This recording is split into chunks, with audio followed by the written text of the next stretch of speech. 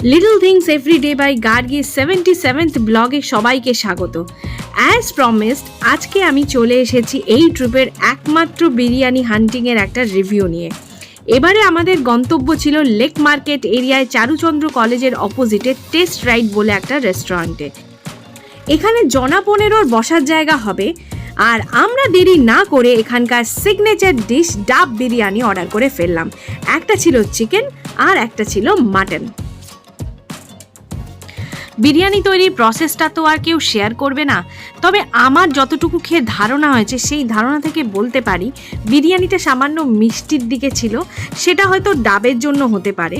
আর normal Kolkata বিরিয়ানির চেয়ে স্বাদ সামান্য আলাদা, বলবো না আউট অফ দ্য ওয়ার্ল্ড, কিন্তু ডেফিনেটলি স্বতন্ত্র।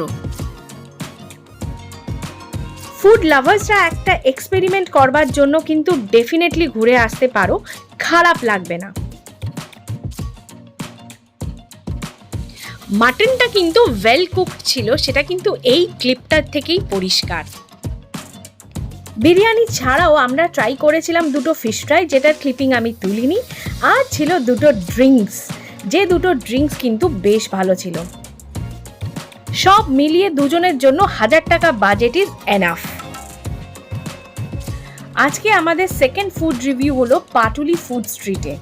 সন্ধেবেলা লং ড্রাইভের পরে আমাদের গন্তব্য ছিল কলকাতার নতুন happening destination, that is Patuli food street. আমরা দীর্ঘদিন চেন্নাইতে ছিলাম, ওখানে এরকম ফুড স্ট্রিট দেখেছি এবং খেয়েওছি, কিন্তু কলকাতাতে এরকম অভিজ্ঞতা কিন্তু প্রথমবার। পাটুলি ফ্লোটিং মার্কেটের থেকে একটু এগিয়ে আসলেই বেশ কয়েকটা ভালো ভালো স্ট্রিট ফুডের দোকান রয়েছে। আমি আজকে দুদিনের অভিজ্ঞতা তোমাদের সাথে শেয়ার করছি। কিন্তু দুদিনে আমরা বেশ কয়েকটি দোকান ট্রাই করেছি। দুটো কাবাবসের আউটলেট রয়েছে, দুটোই বেশ ভালো, অর্ডার পড়লে সঙ্গে সঙ্গে বানিয়ে দেয়, পার্সেলও হয়। কফির আউটলেটটা মোটামুটি, তাছাড়া momo, chowmein, burger, south Indian, তেলে ভাজা সব কিছুরই আউটলেট রয়েছে এখানে। চা ও নচিকেতার একটি আউটলেট রয়েছে এখানে, ওখান থেকে আমরা দুদিনই চা খেয়েছি। স্বাদ ভালো, কিন্তু 20 টাকা পার পিসে মাটির ভাঁড়ের যুক্তি খুঁজে পাই না। যদিও মাটির ভাঁড়গুলো আমি নিয়ে এসেছি তাতে বাড়িতে কুলফি বানাবো বলে, সেই জন্যই কিন্তু আমরা দুদিন ওখানে চা খেয়েছি। যাই হোক, স্ট্রিট হকার্সরা ওখানে রয়েছে, চা, কফি, লিকার চা, ঘটি গরম, আইসক্রিম, ভুট্টা পোড়ানো সবই এখানে পাওয়া যায়। ওগুলোও কিন্তু তোমরা ট্রাই করতে পারো।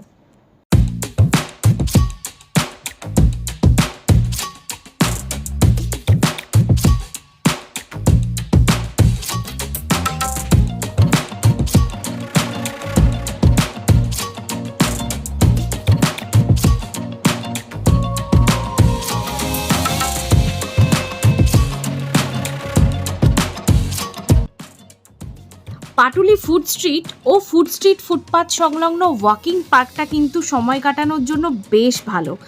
সিটিং অ্যারেঞ্জমেন্ট পেডেস্ট্রিয়ান ফ্রেন্ডলি, একটু এগিয়ে গিয়ে ফ্রি পার্কিং এবং পেট ফ্রেন্ডলি। কলকাতার ঐতিহ্য বহনকারী নানান স্থাপত্য যেমন দক্ষিণেশ্বর মন্দির, দুর্গাপুজো, ফুটবল খেলা প্রভৃতির সমাহারে রয়েছে সাজানো, সাথে লাইটিং তো রয়েছে।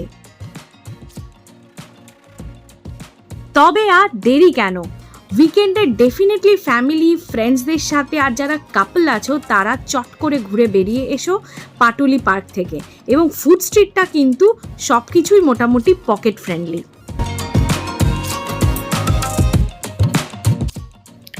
কলকাতায় বহুদিন পর বর্ষাকাল কাটাচ্ছি। বাড়িতে থাকলে এই কখনো মেঘ কখনো বৃষ্টি, এই ব্যাপারটা কিন্তু দারুণ এনজয় করছি, কিন্তু বাইরে বেরোতে হলেই কান্না পেয়ে যায়। যাই হোক, আজকের মতন ব্লগটাকে এখানেই শেষ করছি।